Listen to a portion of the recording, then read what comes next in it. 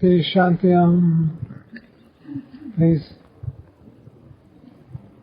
Good afternoon. I welcome you with all my heart. It's good to be with you again. I love you all. All is well.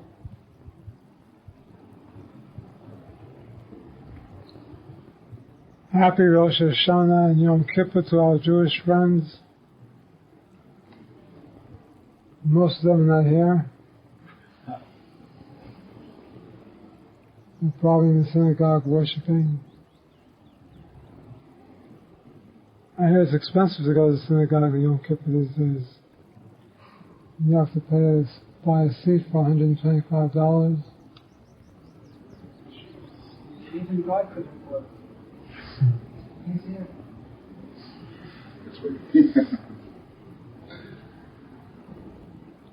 $125, you should be able to take a seat home.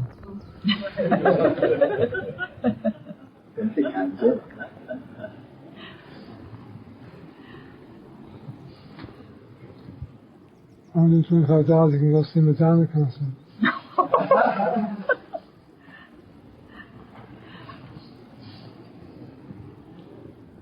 But all is well. It's time for the annual Yom Kippur joke about the rabbi who was preparing the synagogue for the high holy days. And he takes out the Torah, the ancient scriptures, and gets in front of it and starts chanting. He starts beating his chest with his hands, saying, I am nothing, I am nothing, I am nothing. The cantor who sings this chants happens to see the rabbi doing this, and he wonders what he's doing, but he says it must be something good. So he walks over to the Torah and looks at it and starts doing the same thing. Starts beating his chest with his hand, saying, I am nothing, I am nothing, I am nothing. The janitor happened to be there watching the whole procedure, and he wanted to get into the act too. So he went over and started beating his chest, saying, I am nothing, I am nothing, I am nothing. The rabbi looks at the cantor and says, look who thinks he's nothing.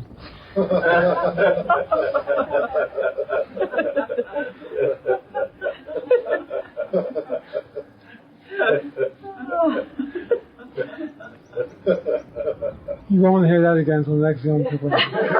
Now I know it was here a year before.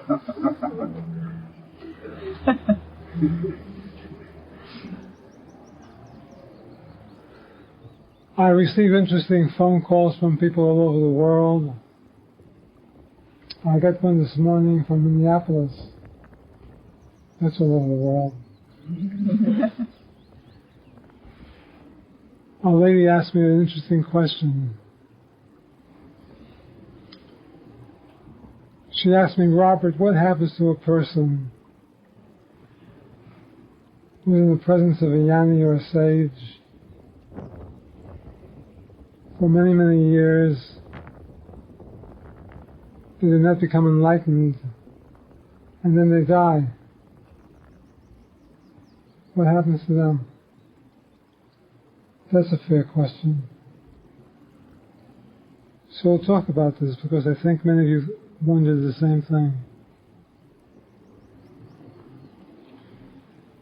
You keep telling me I'm not enlightened yet. What will happen? Of course, in truth, you're already enlightened. Nothing has to happen. Nothing ever happens. It's up to you to see this. To remove the obstacles that make you think you're not enlightened. But in any event, one of three things will happen to such a person.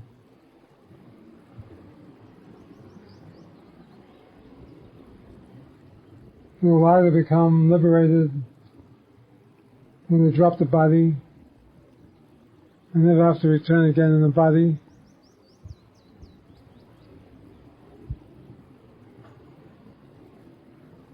second choice,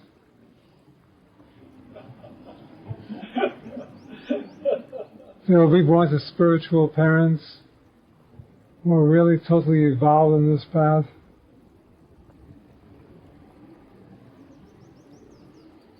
And they will be born as a baby into those circumstances.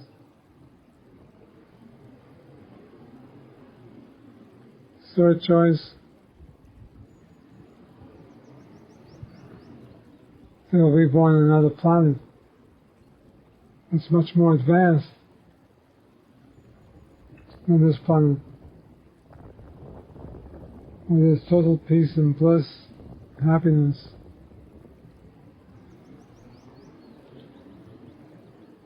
And they will find liberation on that particular planet sooner or later. So you have three choices. We'll talk about them a little bit. The first one. For a devotee who's been sincere on this particular path, who has really put this path first, put the teaching first, for such a one, they're already liberated while in the body, but they don't know it. So when they drop the body, they become totally free, becoming all-pervasive, absolute reality, becoming the entire universe. The essence is in the entire universe.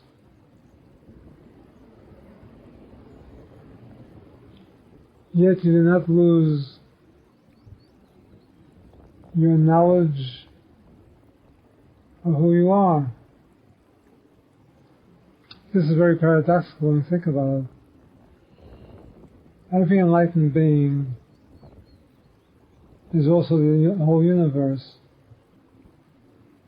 Every plant, every bug, every animal, every mineral, every human being, every planet, every universe, everything.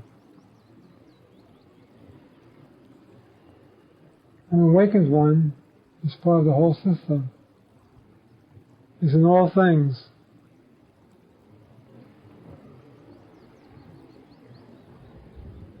Of course, the question arises in the Jnani, the one without spiritual knowledge, who will ask, how can this be? How can all of the enlightened beings that have been here since the beginning of time all be in the same place at the same time? And this is exactly what happens. This is why I tell you so often that everything is sacred. The ground upon which you walk is holy ground. Everything is sacred.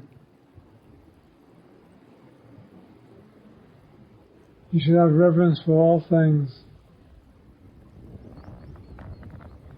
All things are God, so to speak.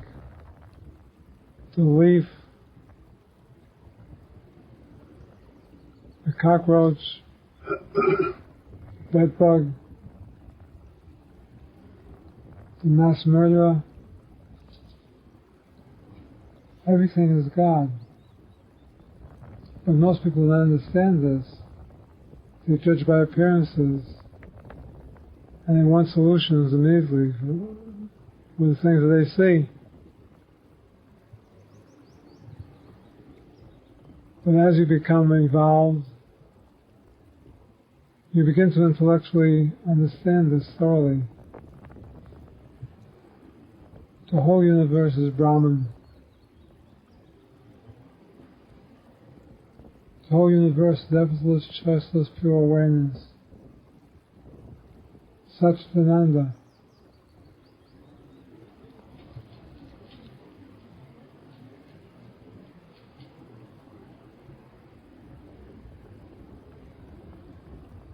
So a realized being is all pervasive and is all of these things.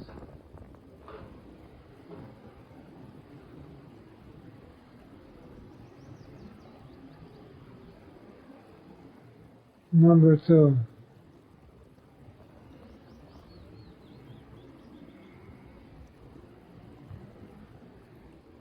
If you need more training, more knowledge, more understanding, and you are very sincere in this body, in this life,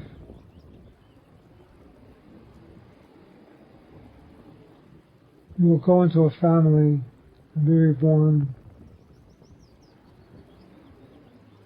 and find that it's very spiritually oriented. We're on the brinks of realization. You become their child. All the preliminary work has been done for you.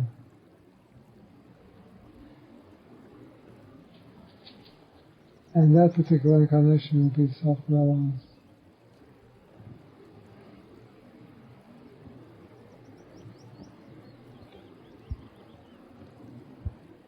Number 3, there are many planets in this universe. Billions and billions of suns. Each sun has a certain amount of planets revolving around its orbit.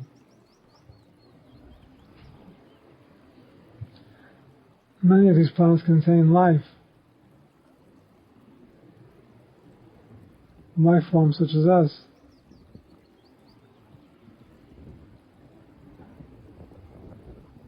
So a being who in this body has again been sincere, obedient to the self, putting God, reality first in their life, letting go of all the nonsense and foolishness and things that bother most people, fears, anxieties, needs, desires, wants, giving up all of these things, attachments.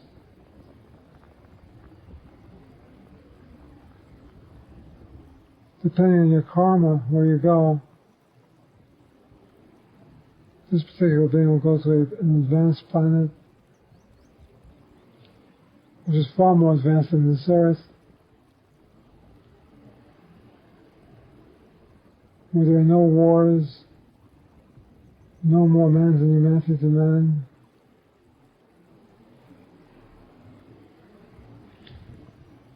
And these beings will become free in that particular planet in a specified time.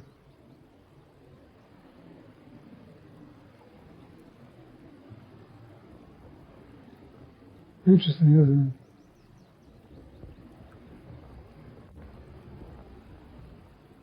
When I was 12 years old, I used to ask my mother, what am I doing here? I don't belong here. Why am I here?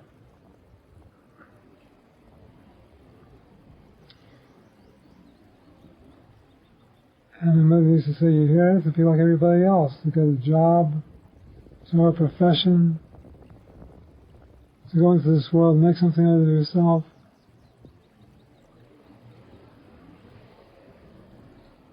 And she used to retaliate with, do you know what you want to be when you grow up? I used to say nothing.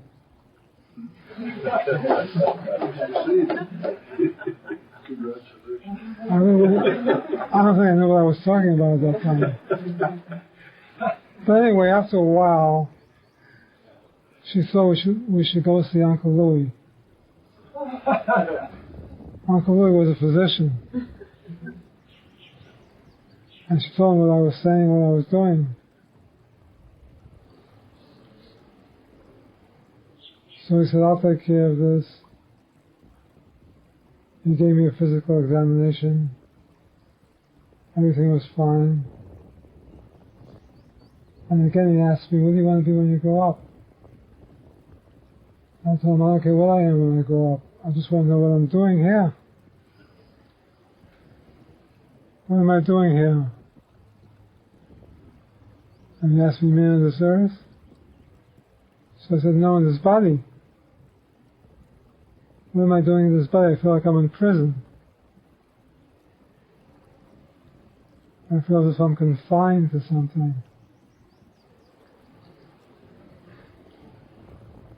So he looked at me and he said something to my mother about a psychiatrist.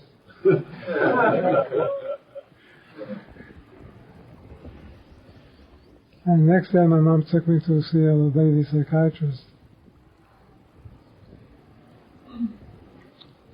She was a German lady from Austria.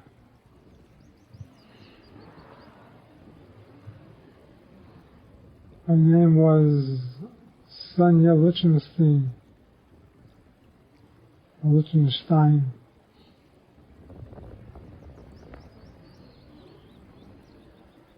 My mom told her the story,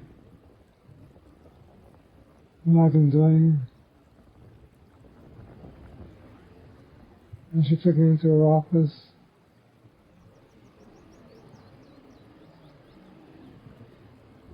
She had a nice couch that I was lying down on. I enjoyed it. She asked me, so you don't think you're the body? You think you're someone else? And she giggled. And she said, you know, Freud used to think the same thing. So I said, who was Freud? She said, never mind.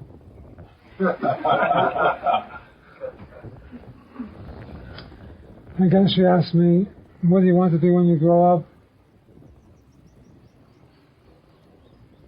And I asked her, why is everybody asking me this question? There's really nothing I care to be when I grow up at all. I just feel confined to my body. I feel as if I'm in prison. I don't belong here. So she said, don't worry about that. I will get a little man out of here, out of your body. There's a little man in your body that has to come out. And we will work on this. So I went to see every Friday. I loved it. Due to the fact my mom gave me some extra money, and I would not have to go to school that day, or half a day of school. And I was able to ride on the bus. I really enjoyed those times. I went to her for about 6 months.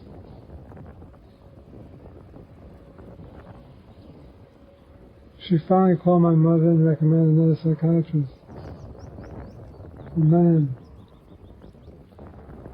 These people kept asking me, what do I want to be when I grow up?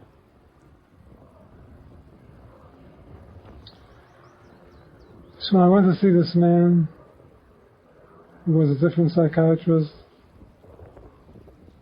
I really enjoyed going to him also. Finally I got it. And one day he asked me, Robert, do you know what you want to do when you grow up? I said, yes, I want to be an erotic.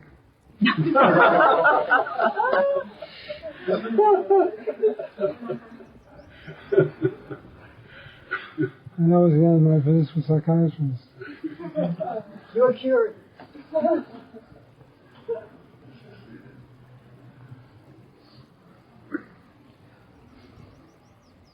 Now, what does all of this have to do with our talk today? Absolutely nothing. What is the moral of this story? It has no moral whatsoever. Just something I thought I'd throw in.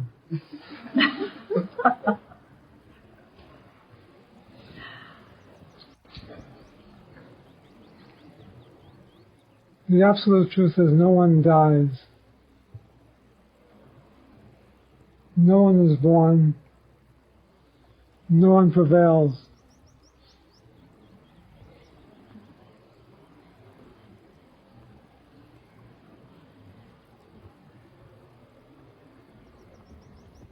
If you can only accept that for yourself,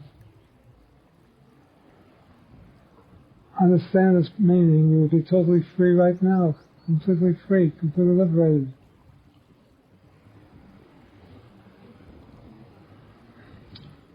Well, I was telling you before about going to different planets and the rest of it, that's a nonsense.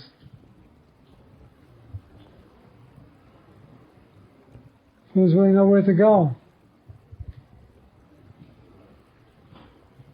Yet it does appear this way to people who don't understand these things.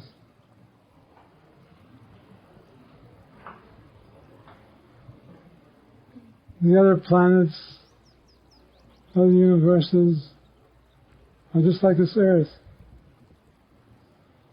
This Earth does not really exist.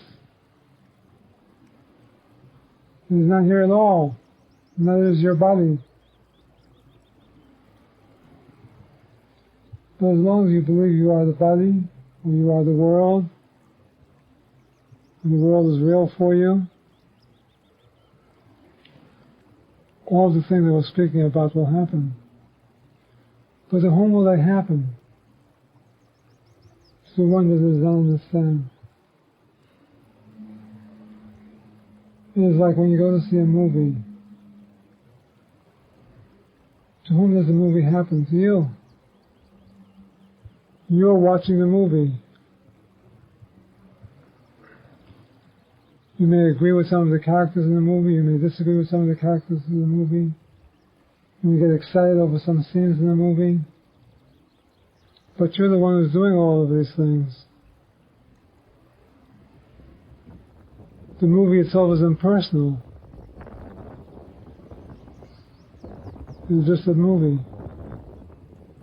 If you want to get excited about it and cry and laugh, that's your choice. That's what you want to do. Life is the same way. We have to understand life as a movie. Everything that you behold with your senses are images on the screen of life. Images superimposed on the screen of life. None of it is real, just as the movie is not real.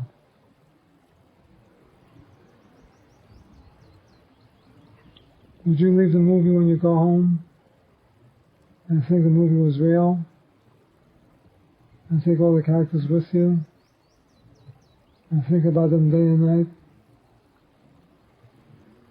Of course not. You usually forget the movie as soon as you walk out of the theater. Or some people carry it with them a little bit and then let go of it later. But what do you do when you let go of the movie? You go back to yourself, what you think you are. You go back to your life, your problems. And you forget about the movie. Life is like that.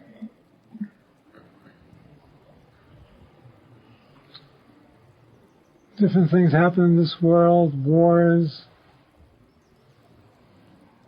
humanity to man,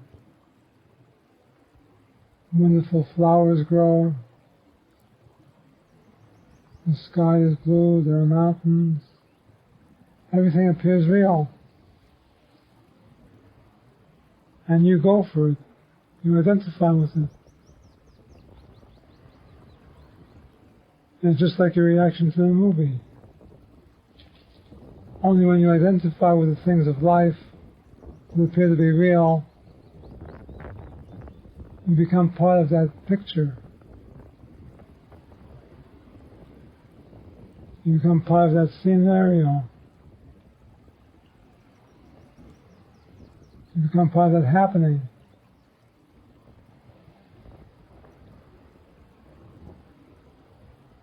So if you believe things are wonderful, they become sort of wonderful for you. If you believe things are terrible, they become terrible. You make these things happen by the way you allow yourself to think, by the way you allow yourself to feel. what you accept, what you deny, what you give up. All of these attractions, all of these attachments, all these feelings form what you call your personality. So your personality is nothing but a bunch of feelings, emotions that you've picked up by habit. And you react this way wherever you go. You react from the emotions, the habits that you've picked up along the way since you were a little one. And this is what makes your personality. You hear people say, this person has a wonderful personality. They picked up these habits, these feelings, and when they were a child. Other people have a terrible disposition, terrible personality. They also picked up all these feelings, these emotions when they were a child.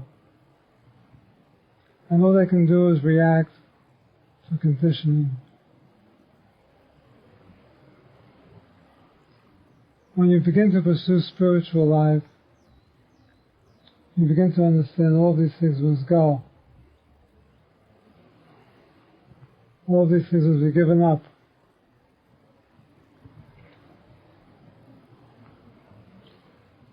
You begin to see yourself sort of like a light bulb. Your true nature is bright and shining. You are the light. But if someone comes and puts a piece of cloth over the light,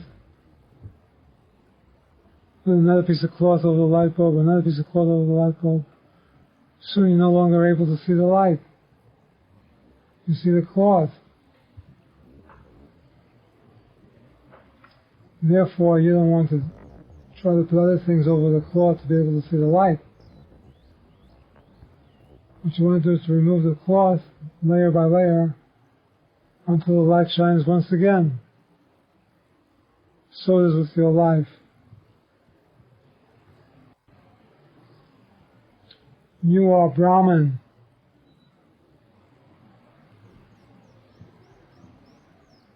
You are that absolute reality, ultimate oneness, nirvana.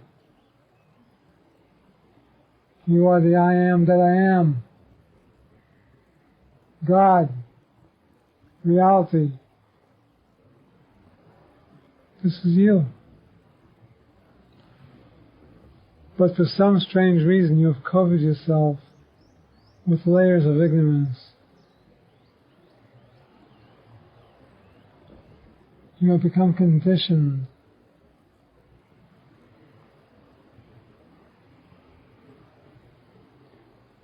You have a covering called a body, which appears to you to be the real McCoy. And you go through life trying to appease the body. Trying to make the body happy. Doing things so the body will be satisfied.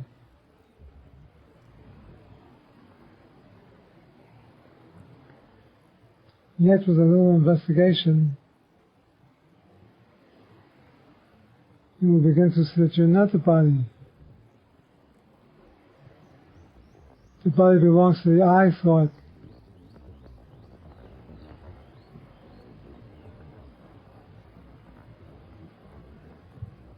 The body belongs to the ego, to the mind. Consequently, you begin to work on yourself by removing the ego, the mind, and the I.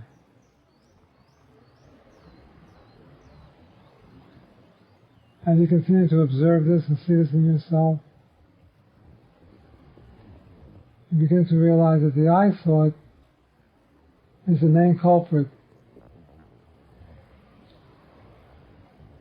Where you say I all day long. I love this, I hate this, I feel this, I don't feel that. You're always using the first pronoun I.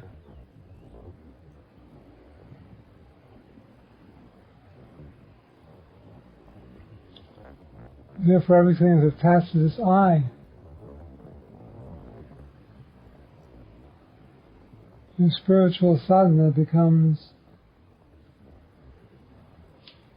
one of removing the I thought totally, completely. So if you remove the I thought, everything else will go with it, and you'll be totally free. It's like trying to take off the layers of cloth on the light. If you take them off one by one, it may take a long time. But if you go directly to the source, which is the light, the cloth will burn up by itself. This is what we do here in Advaita Vedanta. We understand I am the light, I am Brahman. I have always been Brahman. I am Shiva, I am Krishna. I am all of the gods and goddesses.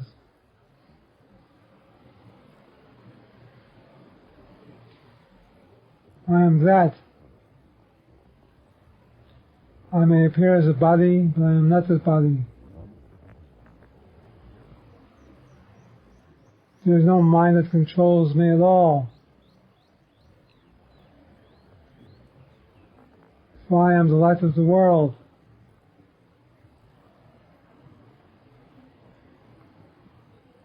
I am that.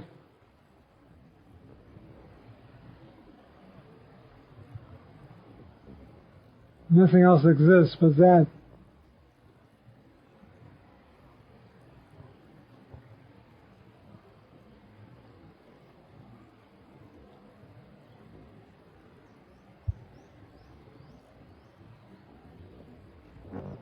You turn within to that. You turn within to the self. By turning within, I always refer to negating the body totally and completely, trying to realize even intellectually there never was a body to begin with. There is no body. There's only the life, consciousness, self-contained absolute reality. That's what I am. I am. I am.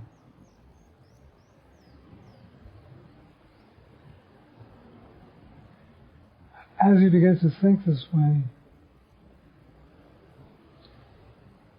you will notice that you become more expansive. You begin to feel yourself in the mountains, in the trees, in the ocean, in the sky.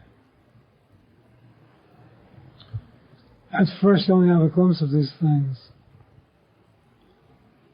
But as you continue, you find that all of your so-called anger subsides. You become a peaceful person, very peaceful. All of your needs and your wants subside.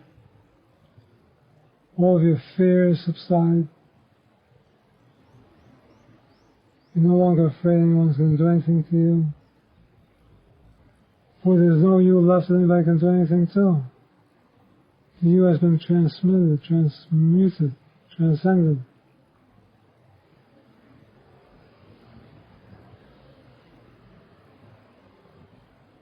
You have become total freedom, total love, which you always were in the beginning.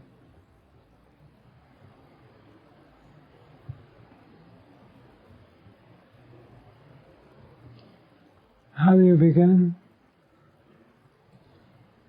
You begin by observing everything. observing yourself, especially how you act every day, what you feel every day. You observe your emotions, your reactions.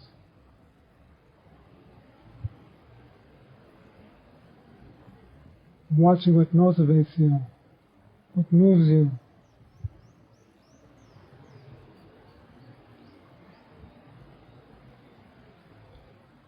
And then you inquire, to whom do all these things come? Who is feeling all these things? Who feels the thoughts, the emotions, the fears? Who has been feeling all these things all these years?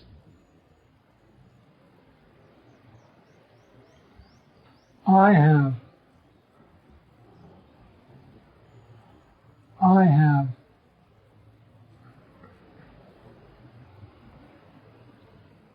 Well, where does this I come from? What is the source of this I? The I has to have a source. It couldn't come from nothing.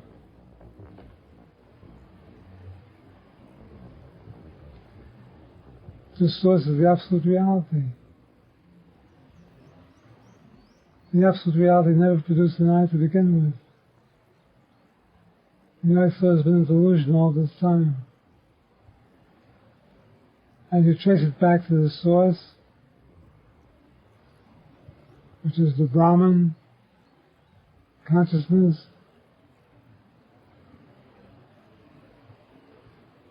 you find that the I burns up inside the source. What really happens is it never existed, and it just disappears. Just as when you walk out of the movie is over. What is left is a screen. The screen is a substratum of the movie. So the source of you is a substratum of your image of the body and of all the images in this world. You are the source yourself. The source has been you all this time. When you know this, it makes you feel so good, you start laughing hysterically.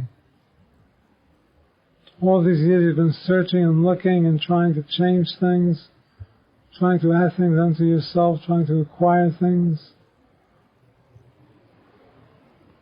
When you have been the source of everything to begin with. Everything you've been looking for has been within yourself. You've been that.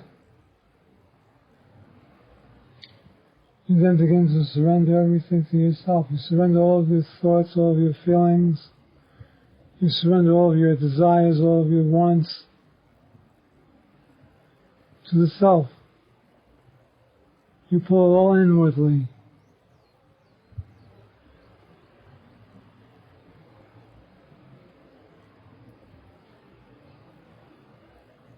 You become like the sea and its bubbles.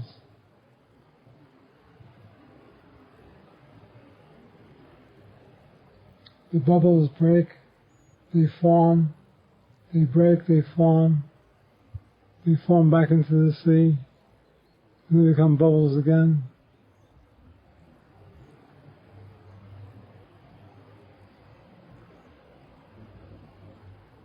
You no longer become a bubble.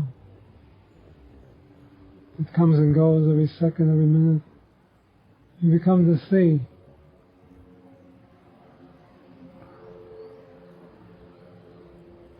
I am the bubble, make me the sea.